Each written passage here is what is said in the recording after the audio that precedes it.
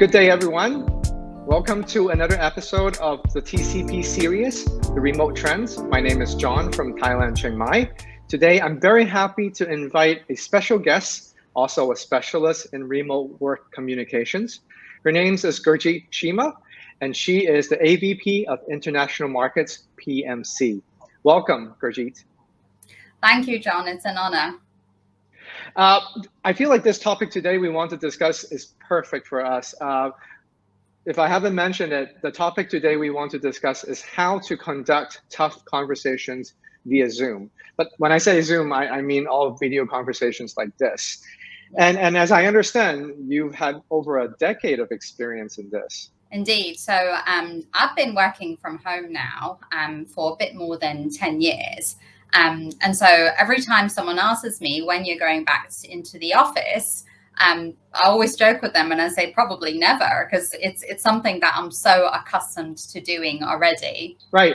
I mean, I almost say you're the OG of remote work, because until the pandemic, most people are not familiar with this type of working style. So can you kind of explain how you got started to remote work? Yeah. So I work for PMC, which is an American media company, which has many offices over the world. However, I'm based in Hong Kong. And at the time that I started, there weren't that many people in Hong Kong. So it didn't make a lot of sense for us to have an actual office.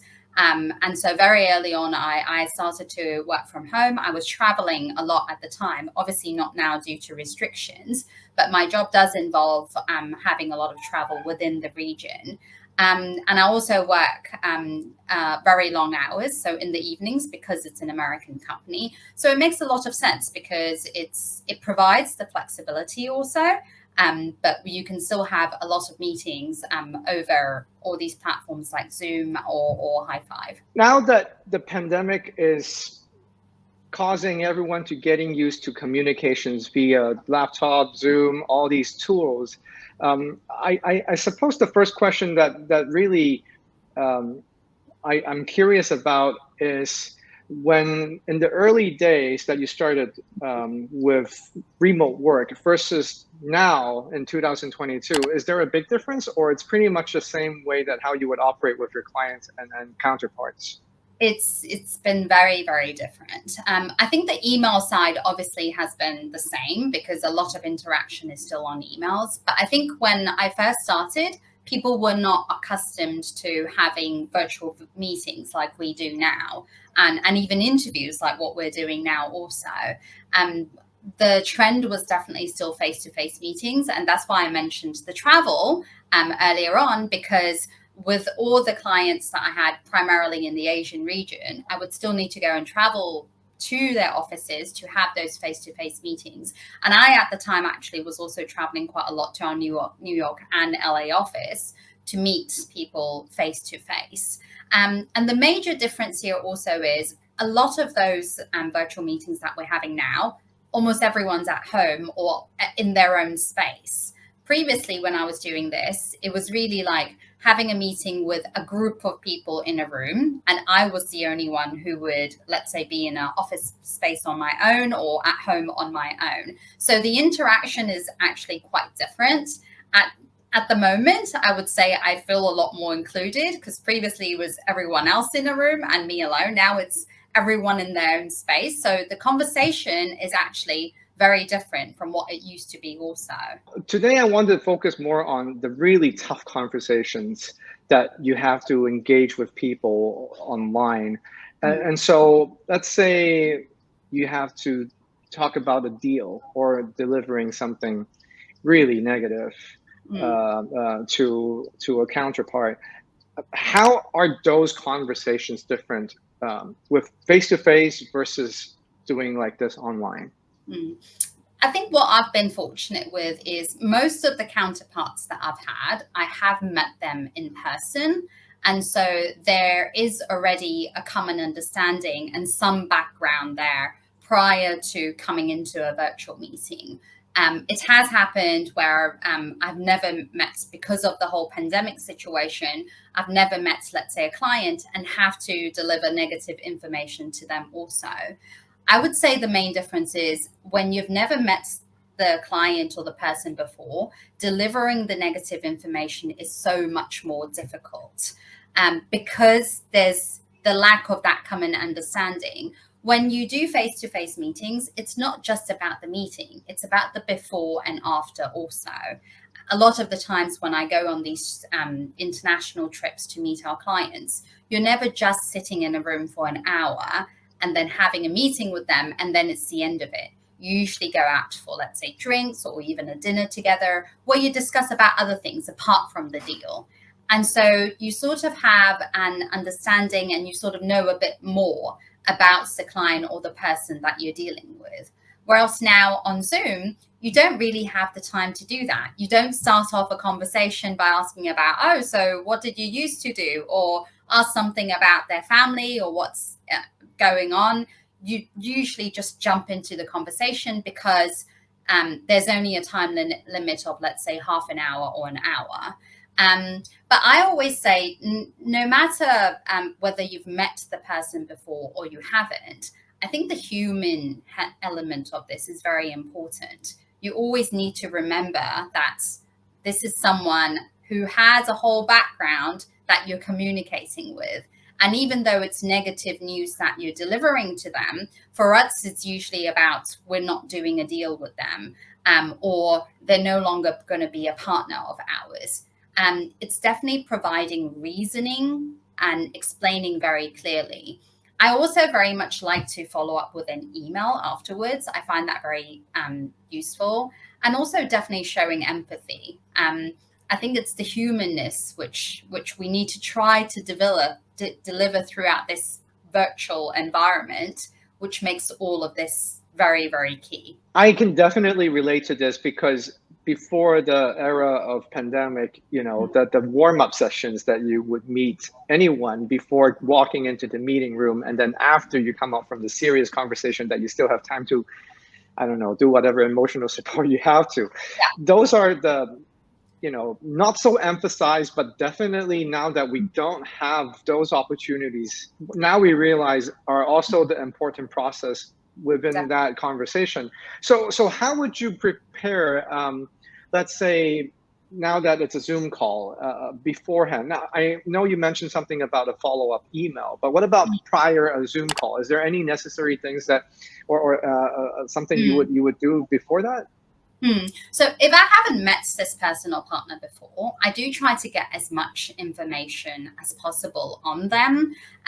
For example, in the past few years, we've picked up some new partners which I've never met face to face. I definitely go through any agreements we've previously had with them or any email interactions that we've previously had with them to understand what that deal structure is, but also understand what it's been like for our company to be working with theirs. And has there been anything negative happening in the past, or has there been anything negative that from our end that we've done that we could improve also? So I think a lot of that background preparation is extremely important before jumping onto a call with someone that you've never previously met. And I do like to sort of have some icebreakers initially in a call. Definitely discuss about, especially now, I think the first topic we always discuss about is how's the COVID situation in your country, right? Or how is it there? To discuss something that is apart from the deal itself, I think is also important because, again, it's that human factor, isn't it? Like, doing business isn't just about the deal alone. It just isn't about that business. And there's a lot of factors which can affect it. And also, I also like to know a bit more about like what's happening in the client's territory, or what are the things that are affecting the conversation that we may be able to have, or what can be a positive outcome, to try to find a bit more information on that also. Sometimes I provide a very clear agenda prior to the meeting and send it by email. I find that very constructive because a lot of times we go into these virtual meetings and everyone's there like, okay, what are we going to discuss about today? And I find those meetings usually by the end of it, nothing actually comes out from them. when you actually have a point-to-point agenda, that's much more useful, and it's better use of everyone's time also. Now, I want to switch gears and talk about the digital aspects of currently us interacting. Now, we have a frame, and it's an upper part of the body where most of the focus is on the face here. And I still recall back in the old days when we were to walk into a meeting room, you would have a way more like social cues or humanistic factors that you can kind of pick up. If the person is nervous, what about their dressing attire? What about the body gestures and all that? Now it's very much limited to just the face.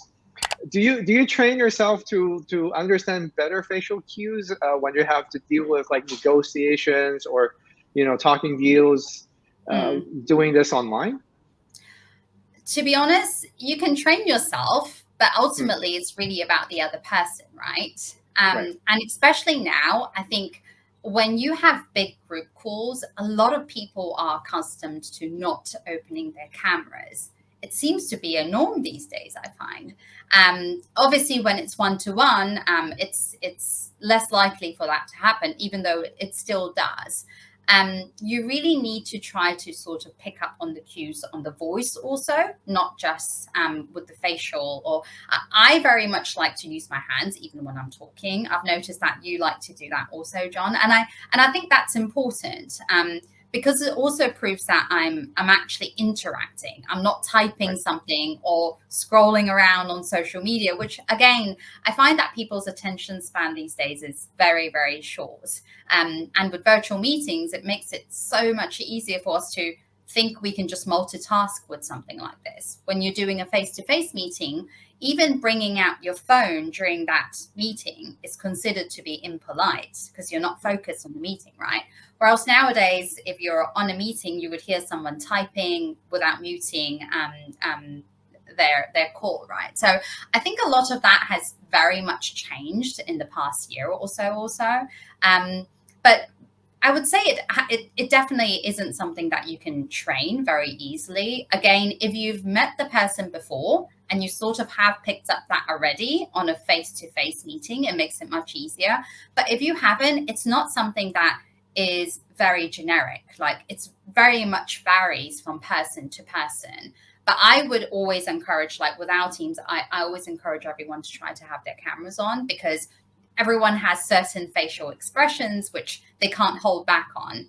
And so it's much easier to sort of tell if someone's agreeing or disagreeing with that, and then to sort of comment on those. So I find those important, but it's definitely a lot more difficult when you're having virtual meetings compared to face-to-face meetings. Yeah. With the over a decade of experience doing all these calls, can you share with us a lesson learned experience of something that was really memorable and you're telling yourself, okay, I will never make the same mistake again? John, there's so many of those, to be honest. Especially, I think with the new norm, there's a lot more of these. For example, not muting yourself sometimes and not knowing that you haven't muted yourself. Fortunately, that's happened to me, but only in a situation where I was talking about something not as important because I had to get on an important call. But then everyone on the other side heard that. And fortunately, it was in another language, so they didn't actually understand it on the call also. But I think with the new norm, because there's so many people on a call, there's so many do's and don'ts now, which we didn't have back in the days when Zoom calls and virtual calls weren't the norm. I think now people provide a whole list of do's and don'ts, like how you should dress.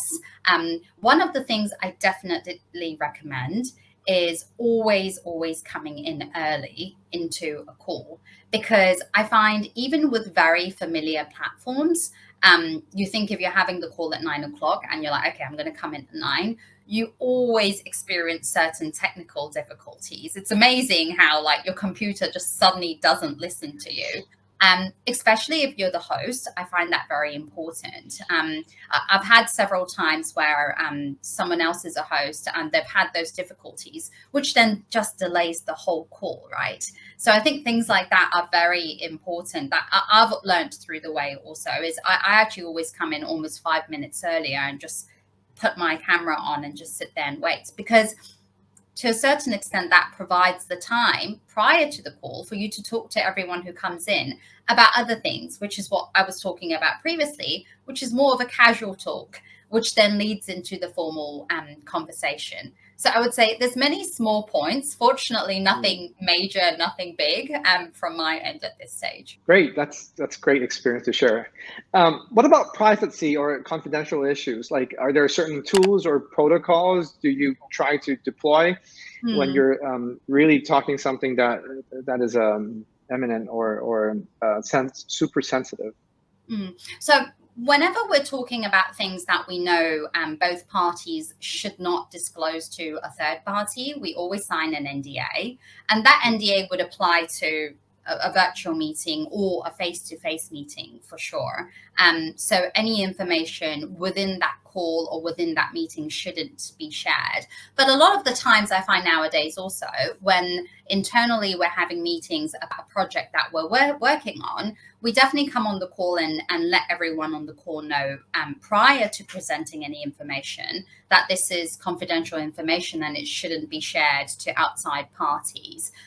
All of those factors come into place. I do think it's also up to companies' HR heads to sort of look into which platform is a secure platform, because it may also be, with modern technology, it's easy for other people to come into certain platforms and get certain information through these platforms also.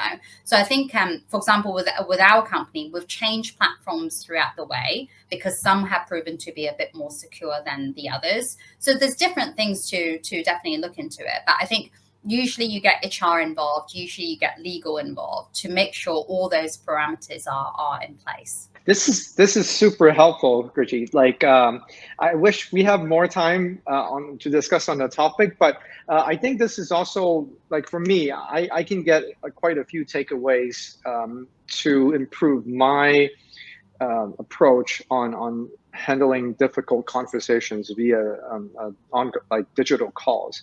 And thank you very much for your time.